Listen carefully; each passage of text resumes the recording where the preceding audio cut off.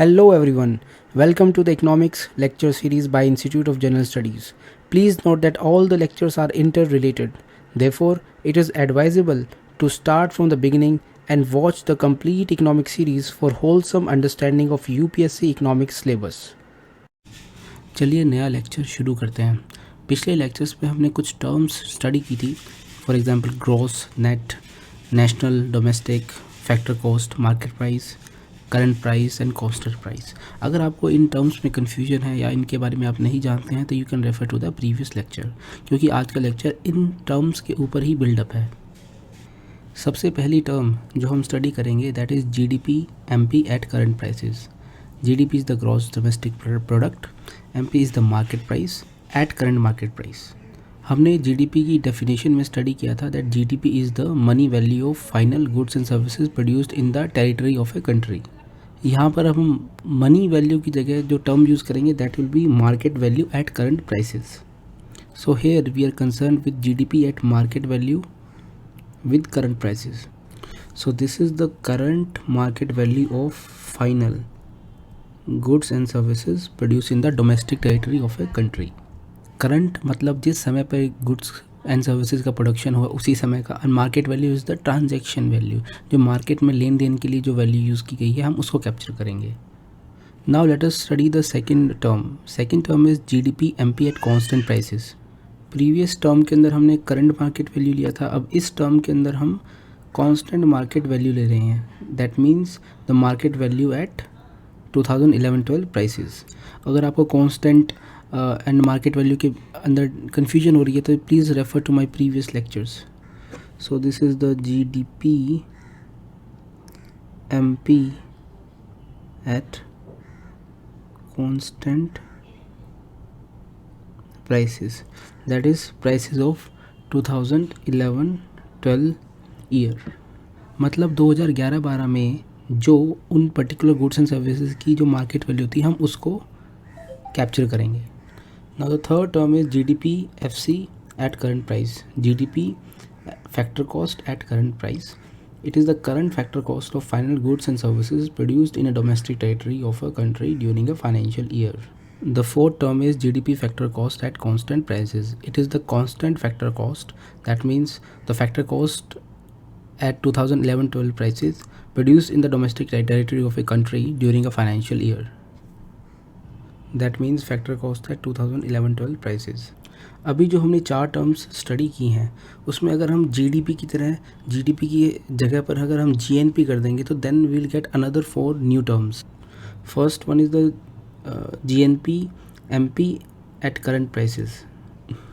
It is the current market value of final goods and services produced by nationals of a country during a financial year. The sixth one is the GNP MP constant prices. It is the current market value of final goods and services produced by nationals of a country during a financial year. So this is the way it is written, GNP MP at constant prices. It shows the current. I'm sorry, this is not current, it is constant. This is the constant market value of final goods and services produced by nationals of a country during a financial year. The constant price, which are prices of the year 2011-12, as we have discussed earlier. Similarly, the seventh term is GNP FC current prices. It is the current factor cost of final goods and services produced by nationals of a country during a financial year. And the eighth term is GNP FC constant prices. It is the constant factor cost of final goods and services produced by nationals of a country during a financial year. So these are the 8 terms जिसके अंदर gross is used. Now let us study the another 8 terms जिसमें हम gross की जगह पे net use करेंगे. So this is NDP MP at current prices. 10th one is NDP MP means market price at constant prices. 11th one is NDP FC factor cost at current prices. 12th one is NDP FC at constant prices. 13th one is now NDP की जगह पे हम NNP करेंगे, NNP MP at current prices. The 14th one is NNP MP at constant prices. 15th one is NNP FC at current prices. And the 16th one is NNP FC at constant prices. देखिए, मैंने आपको बस समझाने के लिए सारी की सारी टर्म्स लिख दी हैं, बट प्रैक्टिकली अगर हम देखें तो जो टर्म्स जो मेजरली यूज़ होती हैं वो फर्स्ट टू हैं. First two terms are GDP MP at current price and GDP MP at constant prices. So GDP MP at current prices and GDP MP at constant prices, these are the two mostly used terms. इनका हम India से related कुछ data देख लेते हैं for the year 2018-19 and 19-20. The figures are in lakh crores. So I am writing down the figures. In 2018-19, GDP MP at current prices was rupees 190 lakh crores and GDP MP at constant prices was rupees 140 lakhs crore. And in 2019-20, GDP MP at current prices increased to rupees 203 lakh crore and GDP MP at constant prices it increased to rupees 146 lakh crore. तो अगर मैं आपसे पूछूं कि India का GDP 2019-20 में कितना था, तो आप कौन सी टर्म यूज़ करेंगे इसके अंदर? तो आपको यूज़ करनी है GDP MP current prices. So India का GDP in 2019-20 was 203 lakhs crore. Second point आता है ग्रोथ रेट का. 192 से 203, this growth rate is 7.2%. and the growth rate from 140 to 146 is 4.2%. तो अगर मैं आपसे पूछूं कि इंडिया की इकोनॉमिक ग्रोथ कितनी हुई, तो आप 7.2% बताएंगे या 4.2%? आप अगर पिछले लेक्चर्स को रिकॉल करेंगे तो हमने स्टडी किया था कि GDP MP at constant prices. Now the constant prices, it shows the real economic growth, it shows the real increase in production process, क्योंकि इसके अंदर इन्फ्लेशन का इम्पैक्ट हटा दिया जाता है. तो अगर मैं इकोनॉमिक ग्रोथ की बात करूँ तो economic growth of India in 2019-20 will be 4.2%. जो 7.2% की फिगर है इसके अंदर इन्फ्लेशन का इम्पैक्ट भी इंक्लूडेड है. सो इंडिया का अगर मैं एक्चुअल GDP आपसे पूछूँ, then I will use the term GDP MP at current prices, that is 203 lakhs crore. और इंडिया की अगर मैं ग्रोथ की बात करूँ, then I will take the improvements made in the GDP MP constant prices, that is 4.2%. चलिए अब हम नेशनल इनकम के बारे में जानते हैं. नेशनल इनकम जो टर्म है वो हम काफ़ी समय से अपने प्रीवियस लेक्चर्स में यूज़ कर रहे हैं. Now the time has come that I should explain you what is national income. National income जो है that is nothing but net national product at factor cost. चलिए इसे एक सिंपल से एग्जाम्पल के थ्रू स्टडी करते हैं.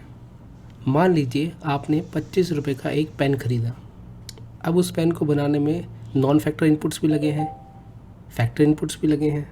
इस पेन को बनाने के लिए जो मशीन यूज़ की गई उसमें डेप्रिसिएशन भी हुआ होगा, तो उस डेप्रिसिएशन को मैं सब्सट्रैक्ट भी करना पड़ेगा, प्लस इसके ऊपर कुछ टैक्सेस भी लगे होंगे. तो एग्जांपल को मैंने डिटेल में लिख लिया है. पेन जो है हमने 25 रुपये का एक पेन ख़रीदा जिसके अंदर non factor inputs, for example raw material भी लगा होगा. मान लीजिए 5 रुपये का रॉ मटेरियल लगा है, इसके अंदर कुछ फैक्टर इनपुट्स भी लगे होंगे. फैक्टर इनपुट्स क्या होते हैं? फॉर एग्जांपल आपने अगर लैंड लिया होगा तो उसके लिए आपने रेंट पे किया होगा. अगर आपने लेबरर्स हायर किए होंगे तो उसके लिए आपने वेजेस पे की होंगी. अगर आपने बैंक से लोन लिया होगा तो आपने उसके लिए इंटरेस्ट दिया होगा. और साथ ही साथ जो एंटरप्रेन्योर है वो अपना प्रॉफिट भी जोड़ता है उसके अंदर. तो मान लीजिए 15 रुपये फैक्टर इनपुट्स के लगे उसके अंदर पेन बनाने में. कुछ मशीनरी भी डेप्रिशिएट हुई होगी, तो उस डेप्रिसिएशन की कॉस्ट मान लीजिए ₹1 रही. और finally net indirect taxes NIT जो है वो मान लीजिए गुड्स एंड सर्विस टैक्स लगा उसके ऊपर तो वो 4 रुपये का गुड्स एंड सर्विस टैक्स भी लग गया। तो फाइनल प्राइस जो निकल के आई दैट इज़ ₹25। साथ ही साथ मैं ये अज्यूम कर रहा हूँ कि ये जो पेन है ये इंडिया में प्रोड्यूस हुआ है and it is produced by some Indian firm only. मान लीजिए इस पूरी कंट्री के अंदर सिर्फ एक ही नेशनल है और उसने एक पेन ही प्रोड्यूस किया है, तो इस केस के अंदर नेशनल इनकम कितनी होगी? नेशनल इनकम 20 रुपये होगी, 25 रुपये होगी या फिर 15 रुपये होगी? क्या होगी नेशनल इनकम इस पर्टिकुलर केस के अंदर? तो यहाँ पर आपको ये याद रखने की ज़रूरत है, जो कि हमने पिछले लेक्चर्स में भी कवर किया था, कि जो इनकम जो होती है that is factor income only, there is no income other than factor income. तो इस केस के अंदर जो 15 रुपये होगा that will be the national income, because income is earned only by value addition, और वैल्यू एडिशन सिर्फ फैक्टर इनपुट्स के थ्रू होता है। Therefore nothing can be an income other than factor income. National income में हमने depreciation को include नहीं किया, और इसीलिए हमने यहाँ पे नेट वर्ड यूज़ किया है, एन स्टैंड फॉर नेट, क्योंकि यहाँ पे depreciation is not included. So income is calculated as net and income is calculated at factor cost. और हमने ये अज्यूम किया था that income is produced by an Indian national, that's why it is net national product. जो national income है वो nominal भी हो सकती है and it can be real also. What is nominal national income? Nominal national income is estimated at current prices. सो जो 15 रुपया है वो करंट प्राइसेस पे हमने कैलकुलेट किया है, that's why it is nominal national income. जब हम नेशनल इनकम को कांस्टेंट प्राइसेस पे कैलकुलेट करेंगे then it will be termed as real national income. Therefore national income is nothing but total factor income earn by nationals और normal residents of a country during a financial year. So इस lecture में इतना ही था, और next lecture के अंदर हम domestic income के बारे में स्टडी करेंगे।